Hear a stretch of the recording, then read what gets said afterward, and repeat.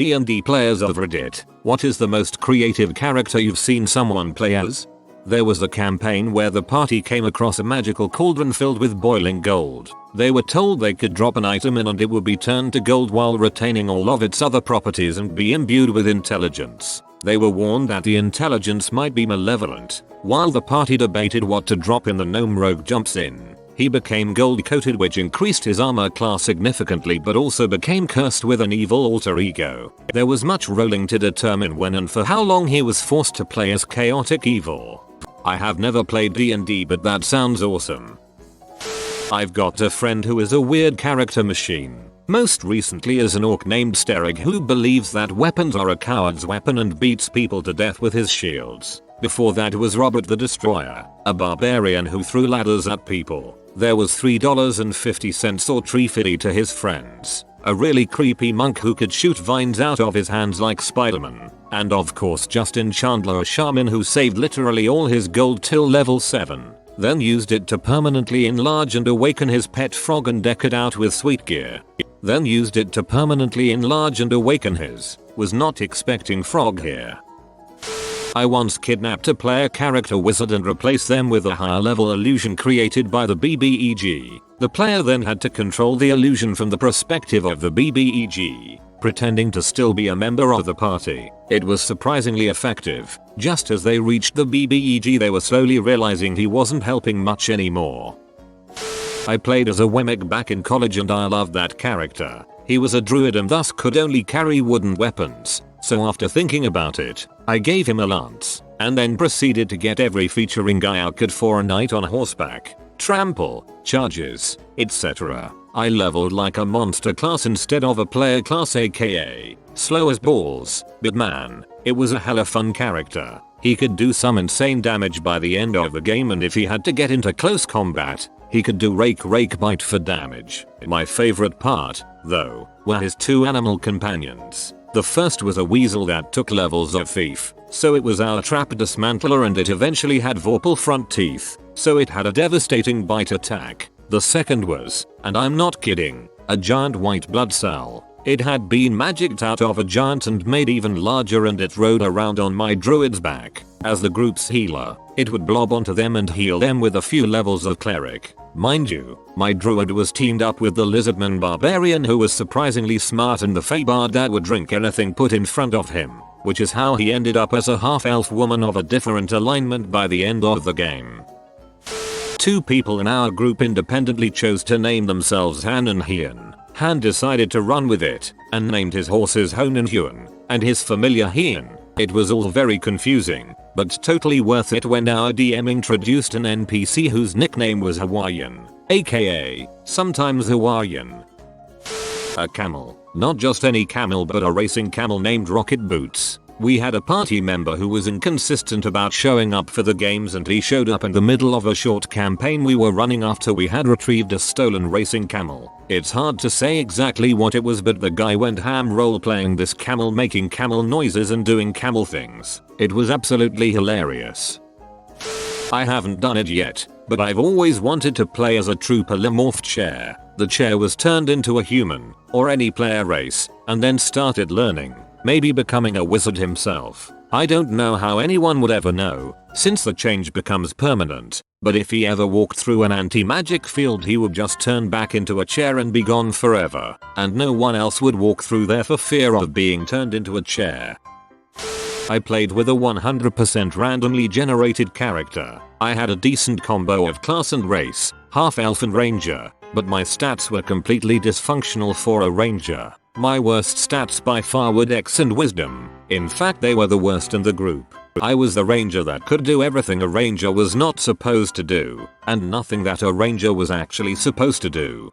One of my friends also did this. We were playing a custom campaign with no magic, and his name was Milhouse Rodriguez. The only words he knew in the common tongue were "I am sneak boy" and "frick you." He was a 6'10" 350 pounds rogue with no points and dex. He preferred to pick his enemies up and throw them.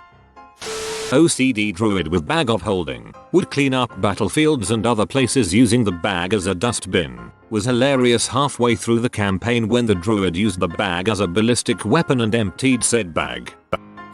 My current campaign is made entirely from characters who are new to D&D, myself included, so when building characters, my friend rolled mostly average stats with the exception of intelligence, so he has a -3 in that, so we basically determined that he's illiterate. During our campaign, he also referred to the DM as God as a joke, and he kept asking questions like, "Alright God, what do we do about?" So I made a joke that it looks like his character is actually communicating with God on a regular basis, but everyone around him just thinks he's insane, and will never believe him. He then got the personality trait, Divine Guidance, which allows him to have a helpful hint once per campaign session, so canonically, his character can communicate with God, but to everyone else he's just talking to himself as a result of his intellectual ineptitude.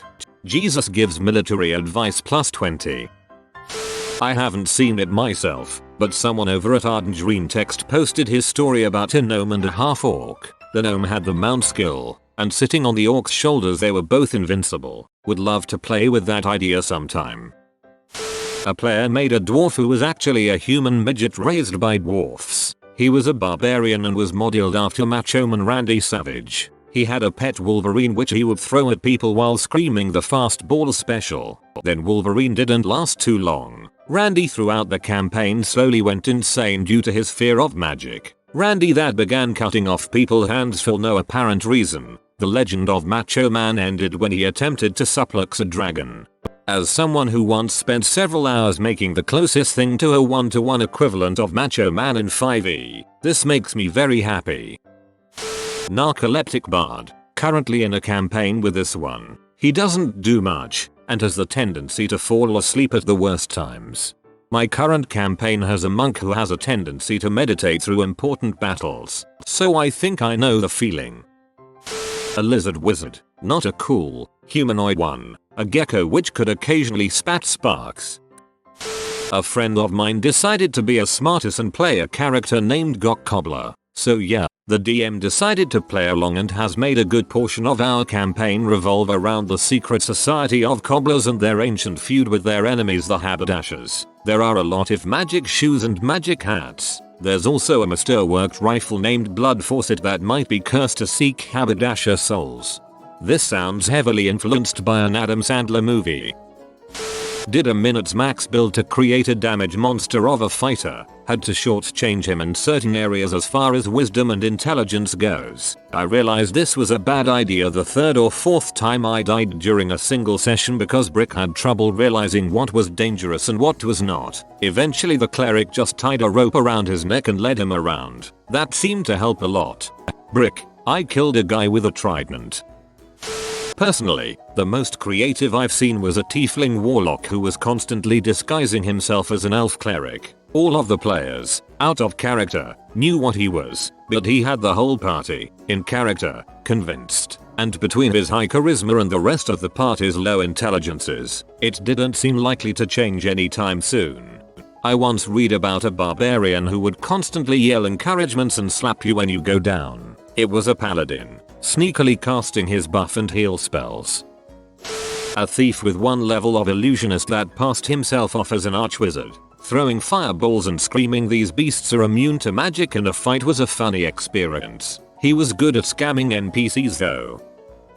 I'm currently DMing for a group with an armless wild magic sorcerer. It has made for some interesting and funny situations.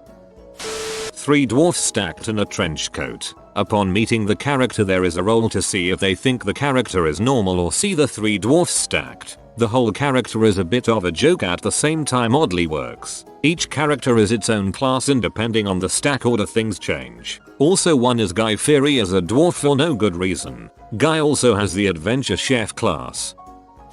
Simon and Garfunkel. It was just for a one shot so I don't remember all the details. I believe Simon was a gnome wizard, and Garfunkel was a Goliath fighter, or some other large race. Simon was a murderous psychopath that Garfunkel had accidentally paralyzed at some point in the past, to the point where Simon can't even speak. So he carries Simon around like a baby out of guilt, caring for him and protecting him. Simon's entire existence is seethed with rage, usually trying to kill Garfunkel and those around him, but always failing, with Garfunkel being completely unaware of Simon's burning hate for him.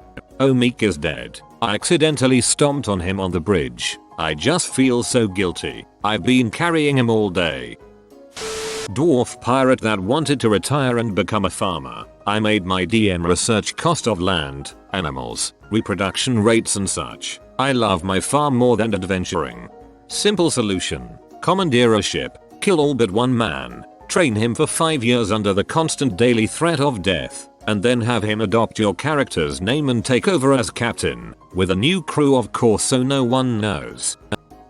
My girlfriend has made a character for our next campaign that is an elf fighter, but is only good at fighting when he is drunk. When he is not drunk he is lawful evil and a bit of a scholar. When he is drunk he rips off his shirt to reveal his muscles and becomes chaotic good. One of my players was playing as an earth elemental cleric. They were sailing to some faraway island when everybody was dicking around, and they knocked said cleric into the ocean.